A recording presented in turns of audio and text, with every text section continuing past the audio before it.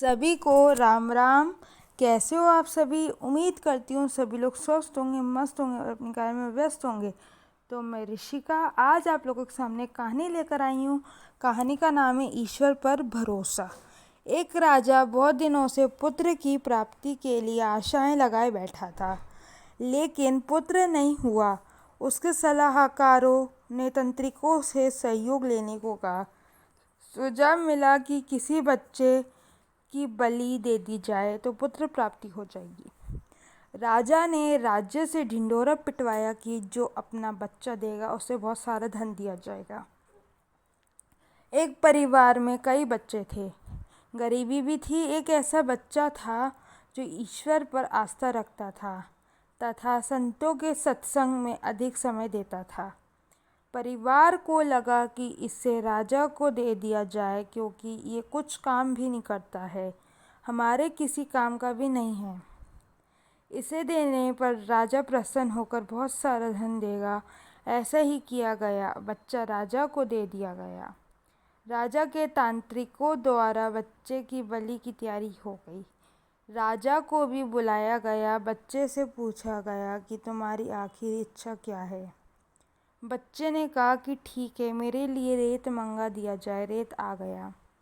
बच्चे ने रेत से 4 ढेर बनाए। एक एक करके 3 रेत के ढेरों को तोड़ दिया और चौथे के सामने हाथ जोड़कर बैठ गया। उसने कहा कि अब जो करना है करें। यह सब देखकर तांत्रिक डर गए। उन्होंने पूछा कि ये तुमने क्या किया है, पहले यह बताओ। राजा ने भी पूछा तो बच्चे ने कहा कि पहले डेयरी मेरे माता पिता की है, मेरी रक्षा करना उनका कर्तव्य था, परंतु उन्होंने पैसे के लिए मुझे बेच दिया, इसलिए मैंने ये डेयरी तोड़ी। दूसरी मांग मेरे सगे संबंधियों की थी, उन्होंने भी मेरे माता पिता को नहीं समझाया।